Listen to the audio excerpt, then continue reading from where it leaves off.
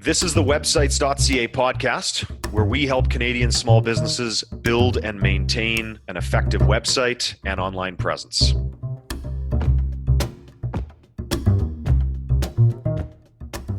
Hello, everybody. Sean Corbett here, websites.ca marketing.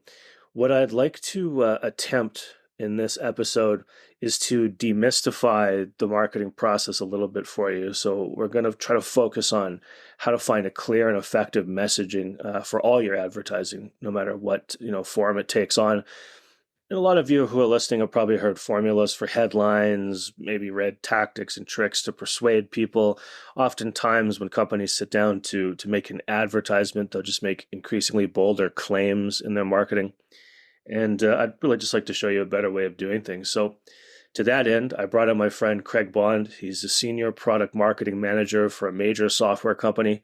I'll leave it up to him if he wants to tell you who that company is. What we're going to do today, is we're going to explain some of the process that these larger corporations, these places that have big budgets, big teams, what they use to come up with effective ad campaigns.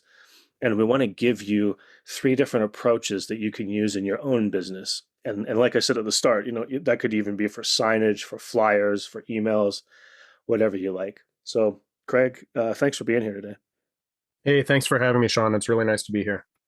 Yeah, for sure. So before we get into it too much, maybe you could just tell us a little bit about your background and then also what you're responsible for in your current role. Sure. Yeah, absolutely. So I've got about a 10-year history in specifically product marketing, although I have dabbled in other forms of marketing. And the thing about product marketing is it pretty much touches every facet of the business, from sales to the lead generation teams to e-commerce and everything. So we're pretty much rolled into the entire organization and enable the organization with positioning and messaging. So I'm very closely tied to these teams, tied to the go-to-market motions and strategies, and then the development of campaigns for lead generation. So a lot of that, we have to make sure that we have laser focused messaging and positioning and that we're resonating with our target audiences. So I started my career early overseas in Taiwan and later China. While I was in China, I was working at Lenovo, and they're obviously a pretty major producer of computers, and also mobile devices. So I led go-to-market and product marketing strategy globally for Lenovo. And when I came back to Canada, I ended up working for a satellite company called Orbcomm, and now am with a software company called Alludo. So I lead 2 of the 4 flagship Alludo brands at the moment and have a team there, and sort of deal with this stuff every day. So that's a bit about me. Yeah, nice. And again, that hammers the point home as well that the stuff works worldwide. It's not, one doesn't have to reinvent the wheel, even in different cultures and different languages. So I know, just for the listener's sake, you and I know each other from a completely different time, which is when we were both making independent cinema. And Right. I just, again, before we get into the specifics of what we are going to talk about today, and I know you've been doing your product marketing for a long time, but do you feel that coming from the indie cinema world, making movies, writing movies, that kind of thing, does that inform what you do at all in your current position? Yeah, I think it does completely. And in fact, that's originally why I got into marketing, because my film career was coming to an end, so to speak. But during that time, I had always dabbled in marketing, creation of websites, selling products online, and that sort of thing. So I've always had an interest, but particularly the writing and the creative aspect of it, right? Although it's a very different medium, I think there's a lot of synergies there in how it applies to marketing, right? There's knowing who your target audience is with the films that you're creating. There's the creative aspect of it in terms of storytelling and writing, in order to effectively convey those messages on the screen. And then just in terms of managing those productions, right? There's a lot that goes into a film production, The same way that there's a lot that goes into, go to market of a new product or offer, and the development and deployment of a campaign. So, although, the two disciplines are very different, there's a lot of overlap and a lot of synergies there in terms of the things that you're doing. So, yeah, lots that can apply from one to the other. And I think ultimately the end result is to tweak the emotions of the audience, and that applies to both. And then also, yeah, what you said, not a lot of people are aware, like even if you write or edit or direct movies or what have you, or even if you're a marketing guy in a company, there's stages of work, right? There's times when you're stuck up in a room alone and it's quiet and you're thinking, but there's also massive production times for both managing teams and budgets and time pressures and so on. So they overlap kind of in an interesting way. Absolutely. Craig, you and I were talking before the show, and I do want to give that context to the listeners and sort of set the stage for everything else we're going to do today. When I come across a lot of folks, in who are asking for help with marketing, sometimes it seems to me people think that being creative, like you mentioned, means like woo-woo stuff or using fancy words or using big bold claims. But to illustrate a point, you and I each talked about how we passed by a small local business and we read their signs, and each of us had completely different reactions to the signs. So I think this frames the conversation in the correct way. I was hoping maybe, why don't you tell me about the sign you saw, and then I'll tell you about mine, and then I'll give people an idea of what we've been talking about. Yeah, so because I'm in, I do marketing every day, I think I'm more acutely aware of it than the average person. And recently, I think it was a couple months ago, I had my car in the shop and I was just taking a walk around the neighborhood waiting for it to be finished. And I came across this one shop, and I don't remember exactly what the slogan was, but it was something along the lines of "We do it better." And I stopped in my tracks trying to figure out like what this company is. I looked at the name on the sign, I looked at the graphics and the images that they had kind of on their windows, because their whole windows were covered in fancy design graphics and things like that. And then a slogan, "We do it better." And so I thought to myself, I have no idea what this business does. Like, what do they do better? Do they have that same slogan on their business cards? Do they have that same slogan on their website? I'm not sure. But what I did think was, that doesn't tell me anything. Like, I don't know what this business is. I don't know what it does. So I went up, I looked through the window, I tried to figure it out. And I think I figured out that they make custom decals and things like that, or custom signage and that sort of thing. But the fact that the "We do it better" slogan didn't tell me anything made me wonder, how could a business like that actually improve their messaging? Because you've got sort of, and that's their main slogan, right? So in 2 to 5 words, usually more than two, but let's say 3 to 5 words, if you can tell your entire value proposition of your service in those in that short slogan, that should be the ultimate goal, right? So aside from how good the business looked, the slogan absolutely wasn't telling me anything. Yeah, that's kind of funny. I mean, again, you noticed it because like you said, you're attuned to marketing stuff, but the average person would have the opposite effect on the average person. They would just gloss over it. Yeah. So, now then, I contrast that with my story, which was that I was driving cross country in Canada a few years back, and I wanted to pay attention to all the billboards and just see if there was anything interesting happening. I have not really ever done any billboard advertising, and like you said, you have a very limited amount of time with signage and billboards and bus benches. Only, typically one sentence, one short sentence. Yeah. Excuse me. And so I just wanted to see what people were doing out there. And it was from Ontario to BC that I drove. Everything was completely forgettable, or just very pat, corporate, boring, vague, whatever. Um, until I got past a gas station in rural Saskatchewan, and as we pulled out of the gas station, now we didn't need to stop, so I was not looking for any services. Again, I was just reading the billboards for fun to pass the time on the drive, and we passed by a sign that had a little right turn arrow, and it said Waffles Wi-Fi.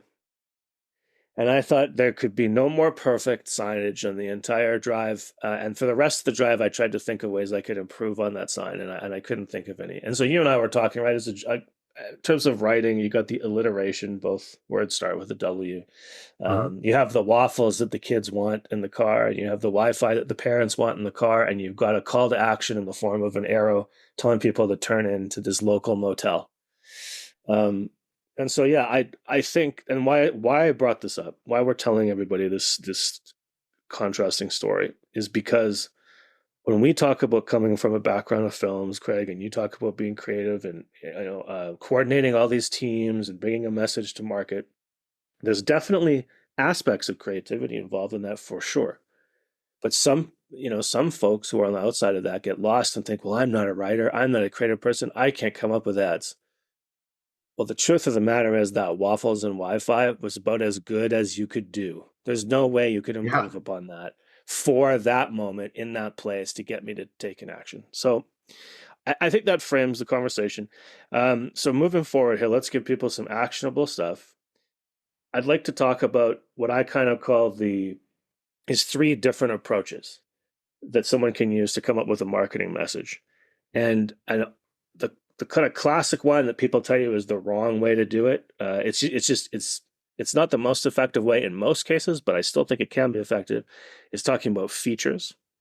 The second way is to talk about benefits, what the buyer gets, and the Hmm. third way is to tell a story or spin a narrative that sort of proves the product's uses and has social proof and all those kind of things. Right. So I was hoping from your point of view, because you manage these messages with so many team members, could you Hmm. give me a brief rundown or give the listeners a brief rundown of what each one of those things means? Features, benefits, and story. Yeah, absolutely. I mean, that's, I think, a really good way to break it down simply, right? So, and I love your story about the sign, um, because it provides context as to where and when you might want to use that, right? If I'm in, say, a major city, let's say Toronto, and I'm driving down the highway and I see Waffles Wi-Fi, I don't think it's going to be as effective as it was in Saskatchewan when I'm driving cross country and I need Wi-Fi and I'm hungry, right? Yep. I want waffles and Wi-Fi. So it was the perfect space to use that. And when you come back to features, benefits, and telling a story to spin a narrative, I mean, that was both benefit driven, that message, and that was also telling a bit of a story. So looking at my job, like right now, because I'm marketing software, and this could apply to anywhere, but let's use software as an example. Um, Features, it's tried and true, right? You can come out, you can talk about features, you can say what they do, and then like Let's give the people an example, right? Like a feature would be whatever some 24-bit security or nightly backups or right the one click process. Those would be examples of features, right? yeah, or like multiple, batch processing of files or things like that, right? Yeah, So yeah. that's a specific feature. And then there's the opposite way to look at it as a benefit, right? Well, we're gonna increase your team's productivity by X amount by using the features that we're providing, right? Yeah, yeah. Um, so for instance, let's say I install custom doors, right, as a business. Um, well, I could say, hey, we have the nicest doors, right? They're good quality. Yeah. And so that's more feature driven. Whereas if you say a benefit, like we're going to keep your house warmer, right? Because we've got really solid insulation around the doors. No air is going to get through. We're going to save you energy costs. We're going to do all of these things. So that's more of a benefit driven approach. Whereas a story driven approach might be something, um, you know, like a guy sitting, let's say this is a social post and you're doing a short video or something. It's a guy sitting in his living room and he's freezing and he's got jacket around him, right? So it's telling the story that there's somebody that's freezing in the house, and by installing our doors, it's going to warm it up, right? But there's different periods where you might want to use these.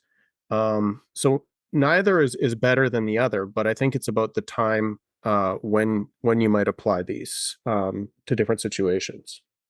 Yeah, what kind of audience you have. Like you said in the Waffles Wi-Fi example, what else is around?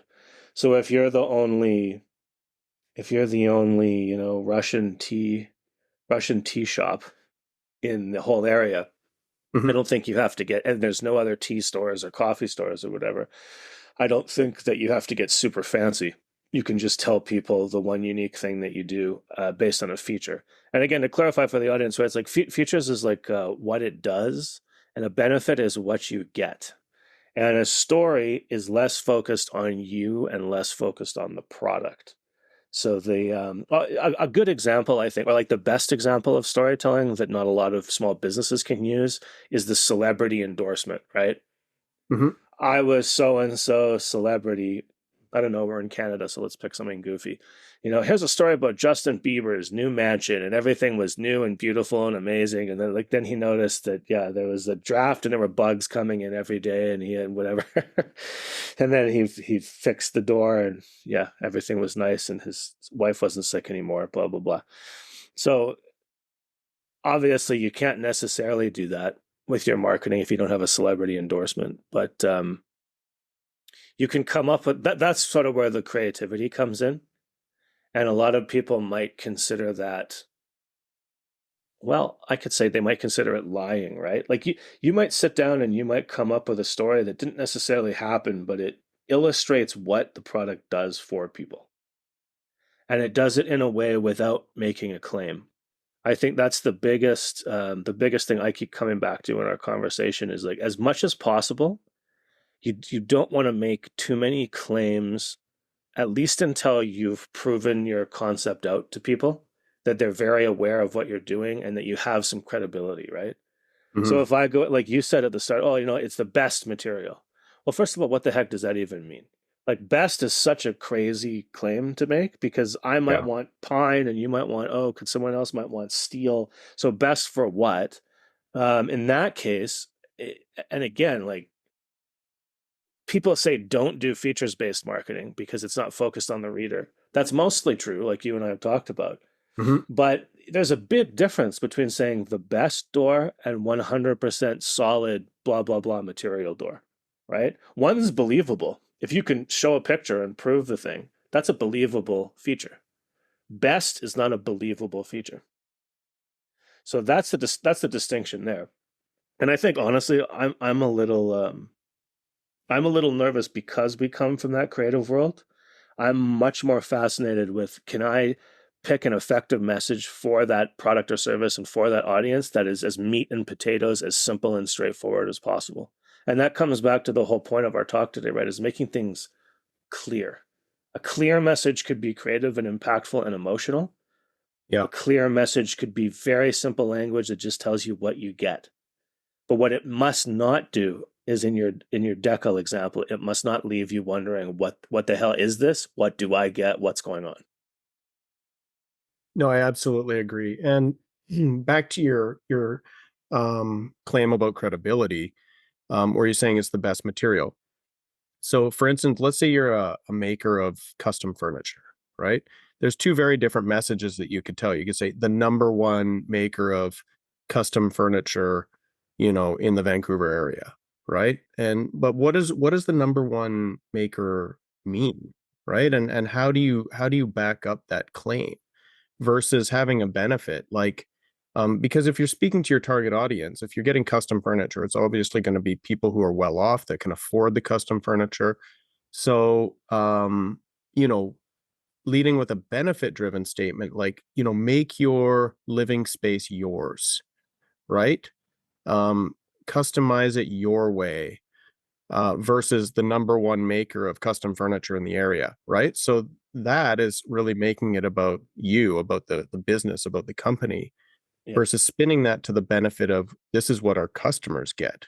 So putting them in that mindset of, oh, this is how it benefits me rather than what the business is, Or so it's or really you good to. say or you say like unique pieces that'll have your guests talking for days after they leave, Yeah, right? absolutely. right? You don't go down to the brick and buy it and everyone has it. It's so you're playing on that too, right? Some people like to show off a little bit.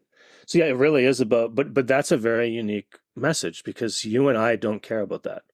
Like I'm sitting in a room talking to you, people can't see it, but I'm sitting on a very plain chair with a very plain, not even a desk because I have a laptop, like a plain thing propping up my laptop. Hmm. And that kind of messaging would not work on me at all. No, I'm not a huge consumer and buyer of furniture, so maybe no one has to care about that. But yeah, I mean, I am interested, like you and I were talking about before. I'm interested in natural materials. If something has a synthetic material, I'm completely turned off by it in every way. Hmm. So just hitting me with that one feature, that would be a big benefit. Well, so that's funny to say it that way, but just hitting me with that feature would be an impactful message. Um, so I'm going to circle back and we can clarify each of these things. At the start, you were talking about the decal shop and they had this kind of airy fairy slogan. And I think why you see that a lot, and you can jump in and correct me if you think I'm wrong. One, it's just because people are nervous about writing, and so they want to get it over as soon as possible. So they hack together some vague thing, and it's like, oh, that sounds aspirational. Let's go with that, Yeah. because they don't want to commit to anything, right? That's Right. people are actually scared to tell you straight up what it is they do and why it's good. I mean, it's very true of most people. The odd person likes to brag, but most normal people are a bit humble and they don't want to Mhm. start going into the details.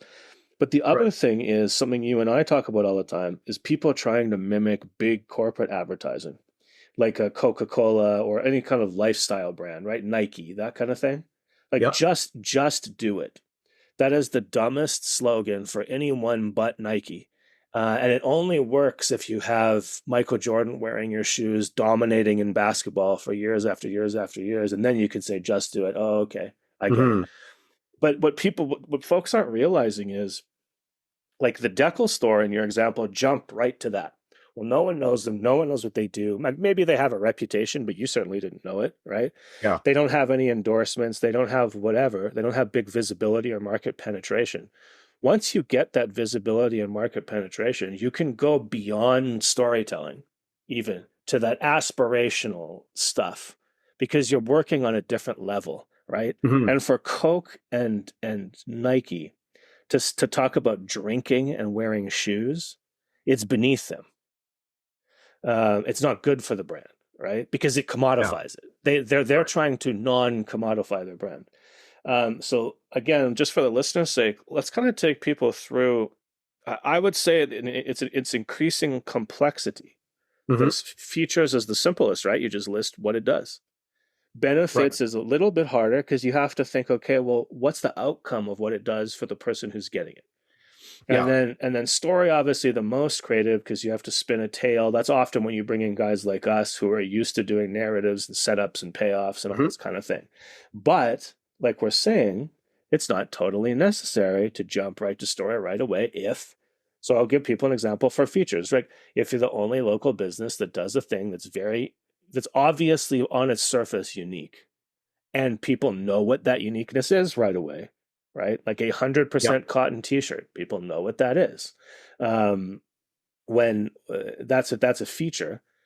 Well, when these goofballs came in with the gross synthetic material and said it's sweat wicking and it keeps you cool and stuff, well, that's getting more to a benefit because like there's no you don't want to say like made from gross reconstituted plastic that doesn't let your skin breathe, Yep. which is what that is. So they had to move up. People did not know at the time what synthetic fibers would do. So they had to come up with a benefit for it. Now, I'm not saying for you folks Right. out there, because Greg, I know you like benefit-driven marketing. Well, I'm Mhm. not saying that benefit-driven marketing is misleading or whatever, but I'm just saying once if there's a certain market penetration, and again, to not be a commodity, if everybody has cotton t-shirts, now you're just a commodity again. You don't stand out. So now you might have Yeah. to think of a benefit-driven message. So let's say so. I'll get your input on those, and then eventually we'll move on to the story part. But what do you think about that? Yeah, I mean, you made some really good points all along the way. And first of all, benefit driven messaging shouldn't be misleading, right? So it's a fine balance, right? If you're misleading your customers, they will see through it immediately. People are very savvy nowadays. So any sort of benefit driven messaging has to be rooted in truth. But if we can look at this maybe at like, stages of the marketing funnel, so to speak, like if you're talking to somebody who, at the top would be awareness, right? So let's say you are a seller of 100% cotton t-shirts, right? And you're just trying to get people aware of it. Like these people might not even know that they would be better off without, 10% polyester in their shirt. They don't even know that. They're just looking for a shirt. Yeah. So at this stage, um, a benefit driven message might help. Like, clothing that helps you feel healthier, or it's more breathable, or leaves your skin feeling smoother or healthier, right? Yeah. Yeah. Versus, let's say you have some ads set up on Facebook or LinkedIn or wherever your target audience happens to be, and you're targeting people who are in the consideration phase. They already know that they like cotton t-shirts 100%, and that's all they're looking for. They're typing in 100%, buy 100% cotton t-shirts online. Yeah, that's a good example for, when Google ads are so effective, right? Because the audience is telling you what they're looking for. If you're bidding on those keywords, you kind of know, like you said, they've already done a degree of research. And I think a lot of small businesses maybe get confused about that. They want to do Facebook or do Google, and they're Mhm. not thinking Facebook's more for discovery, Yeah. storytelling, discovery, benefits. Google's more like they're ready to purchase, and they have a checklist of things they want to look for before they purchase, right? So all of a Yeah. sudden, like you said, now you're going back to features, because if you don't meet their feature requirements, you're blown out of the water at that point. Well, an example of a story driven message that you could have on Facebook with regards to that is you have, say, a short 15-second teaser video, and it's some guy and he's scratching his shoulder because he's got an itchy shirt, and he looks under his shoulder and he's got a bit of a red rash, right? And that's telling a story, that if you buy our shirts, you can avoid this problem, right? So it's sort of a mix between benefit and stories. Yeah. But it's really about understanding your target audience. One thing that we talked about in our conversation was like plumbing, right? Let's say I need a plumber in my area. You don't really need to have benefit driven messaging or stories for a plumber, right? I just need somebody to unclog my sink. That's all I'm looking for. Like, who's the nearest plumber at the most reasonable price that can come and unclog my sink? In that case, like feature driven messaging would work perfectly fine, right? Yeah, and then of course, as soon as you get it, when we used to build websites for Toronto plumbers or Vancouver plumbers, the competition is Mhm. just so intense because there's so many of them. Yeah. And they would start to get into all sorts of crazy tactics with their websites and their lead generation stuff. It got rather sleazy, but my impression is you almost had to do that because the competition was so fierce. But at that level, Mm. I would Yep. tell the story of the company. So that's what, like, Okay. you and I come from the website world, right? And Yep. there's about pages on websites. And a lot of folks will say, do I need the about page? Should I put my own picture on it? Like I'll go to about pages on websites. I'm sure you've seen this, Craig. And Mhm. it just talks like in this vague corporate sense. We pride ourselves. We strive to be the best customer service and do this and that. They don't have a picture of the owners. They don't tell how the thing started. And sometimes the story of how it started, like Bill's Plumbing started when Bill's grandfather came over from Greece, and they lived in a basement and couldn't afford anything, and it flooded and Bill had to figure out how to plumb. Like, that's an interesting story for people to hear. And then they say, to this day, we've always talked about serving families and making homes safer and blah, blah, blah. Well, that's totally different than the plumbing shop that, started a year ago, employs people from outside the neighborhood. They come and go. It's like I said, it's a commoditized thing. Um, it's just about how you market yourself in that regard. And so there's a good example of a story. Another, pinging off your t-shirt example, Craig, I always want to go to the most extreme stuff, as you know. Mhm. Um, if I had a couple of years ago, if you had a T-shirt or jewelry or whatever, like we're talking like a $10 T-shirt. Again, anyone could make it, anyone could order it from overseas. But if you got your branded T-shirt worn by, say, Taylor Swift at a music Mhm. awards show, that story is worth its weight in gold, right? Absolutely. Yeah. Yeah. So, okay, so we've given people some examples of each, and what we're trying to get across to folks is that one is not better than another. It's picking the right poison for the people you're talking to at the time. Um, and so, I guess what I wanted to do is just try to break it down and say, you're like Craig, you're not doing this alone. I think a lot of the listeners, maybe they might have themselves, or they might have themselves plus one other person to help them. Yeah. So first, we want to show them how a big corporation would do it. You Hmm. manage different teams of people working on different things. Some are creative, some are research based, whatever. Hmm. As you're coming up with this messaging, how are you directing your teams of like which style of messaging they should use, and then how are you guys testing and figuring out if the message is clear? Because sometimes you're so close to the product or service, you don't know what other people don't know. You don't know what they're confused by or what their expectations are. So how do you figure that out, the right message, and then how do you communicate it to get all your team on board to do it? Okay. So I mean, there's a lot to unpack here, but really at a high level, what one of the major functions of product marketing is, and this can apply to anybody, right? If you're running your own small business somewhere and you have to do this yourself, um, you have to really understand your customer. I mean, it really starts by understanding who your target demographic is. If let's say you're targeting to people in the $100,000 plus income range, 50-year-old male plus versus someone who's fresh out of university, right? And they're just getting started with their life and their career. Those are going to be two different customers, right? So it's really understanding who your target customer is, because those messages that you're going to tailor are going to be very different. But uh, essentially, as once you understand that, and you should, is whether you do this as like an official document, or at least just keep track of it somewhere, is have like a base messaging document. What's the positioning? Like, where do you fit in the market? There's templates for that online that you can get all over the place, so just search for it, and you can do this exercise where you can write down where you fit in the market, in one sentence. What's your unique value proposition? What are some market facing headlines that can communicate the value of your product or your service? What are some blocks of copy that you might want to use on landing pages describing your different services? What are the key benefits of your customers? And and maybe who your competitors are in the area, right? Because if you are, say, you're um, Joe's plumbing service, and you're competing, like sometimes there's like those corporate plumbing services, right? Where they're a big corporation and they offer, hot water tank rental and all those different things. That's a much different and bigger company. And so it's really understanding who your competitors are, and then making sure that you work your differentiators into your core message.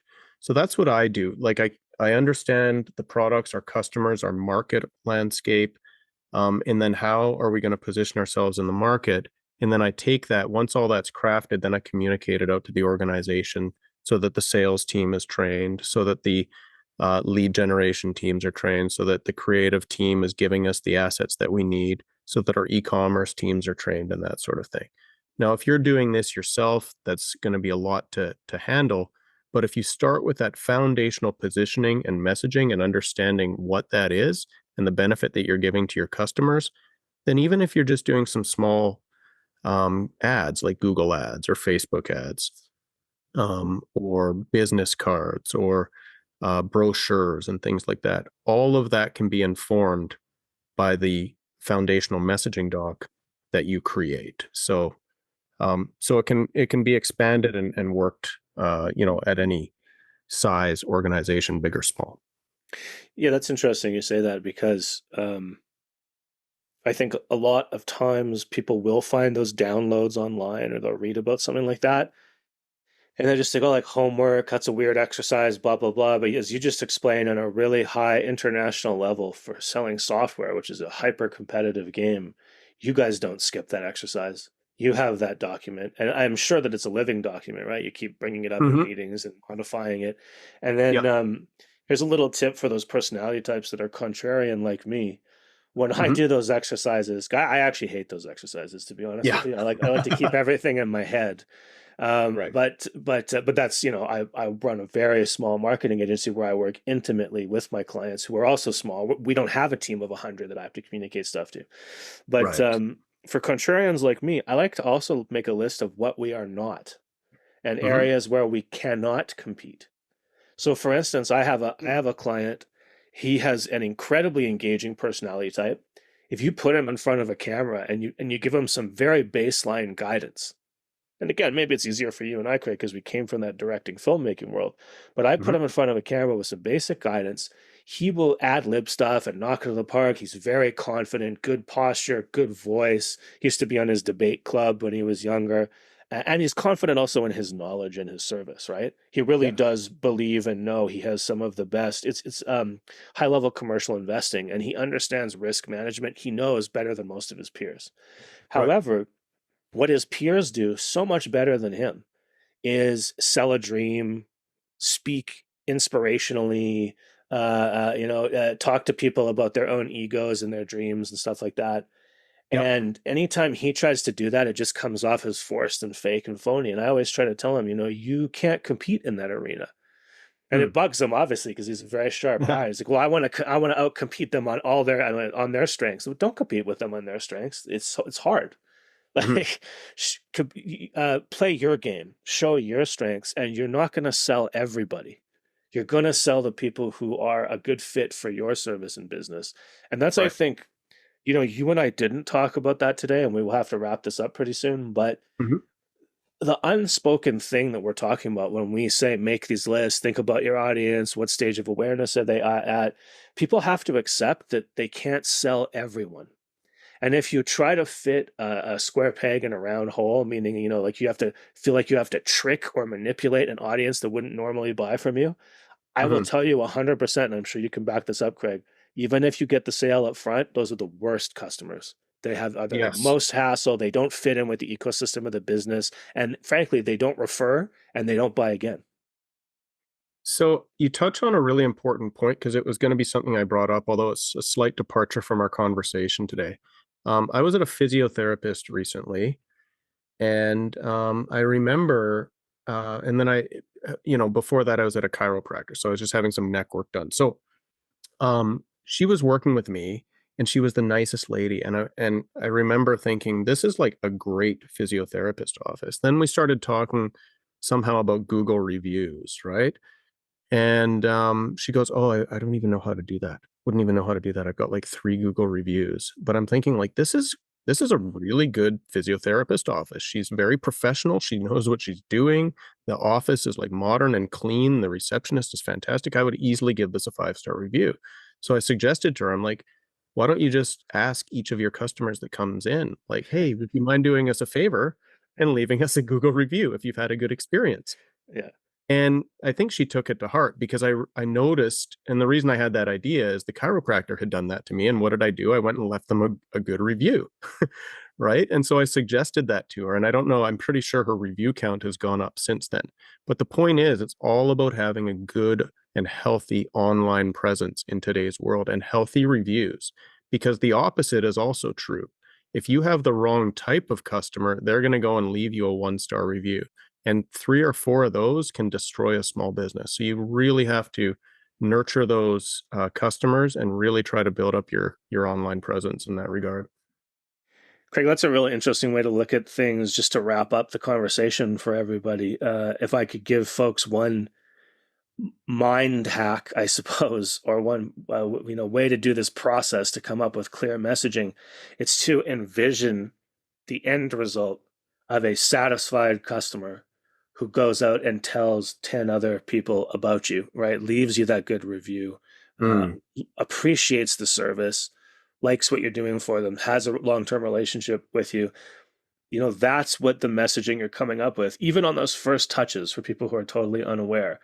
Eventually, that's what the messaging should lead to. So when you're brainstorming your messaging, coming up with your documents, you should have those ideal customers in mind at the end of the process, the ones who would leave the good review. And like you say, yes, it's a very good point. You have to make things easy on customers every step of the way. So again, a clear and effective way to get more reviews is literally just to ask for them and tell people where you want them to leave the review, because nowadays there's a billion places, right? And I'm sure.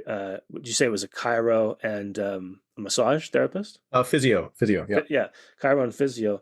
Whichever one actually had that ask ready, I assume they also had like a QR code or a link or something that would take you right to their review page as well. They didn't, but they have like 200 reviews versus like 3 at the physio place, right? So, right. There you go. But yeah, so if I wanted to get more reviews, I'd also make it stupid simple on the people. Once I asked them, I'd give them a scanned QR code or a link or something, and then that way they're not fighting to figure out where to go. Yeah. But anyway, man, last word goes to you. Do you want to wrap the subject up? Anything that we missed that you'd like to say based on your experience, or any specific campaigns you did, to give an example of how this kind of stuff works? Yeah, not too much additional that we didn't already cover. But I do want to just say, how important it is, right? To really be laser focused on that message. You don't always have to be the most creative, right? Sometimes it just pays to tell things in plain language. One example is a financial services company that I went to recently, and I wasn't sure what they were selling because I went on and it was a kind of a close up on a hiking boot going up the side of a mountain, and you can achieve freedom too, or something. I don't remember what the message was. And I didn't know if they were trying to sell me hiking boots or whether they were trying to sell me financial services. And so I think just being cognizant of that, right? Always think from the perspective of a customer. If you are a customer visiting your webpage, or you are a customer looking at your business card, is the message, you have one chance to tell the customer what your service is and potentially why it can benefit them and possibly why it's better than other people. But at the very least, they need to understand in just one sentence or less, or preferably a tagline, what your service is. Waffles and Wi-Fi it could be that simple, right? I know exactly what it is and where it fits. So just be cognizant of that when you're crafting the messages, and always look at it from the perspective of your customer. Beautiful. Thanks, man. Thanks for coming on here today. Always good chatting. I appreciate it. Thanks, Sean. Take care.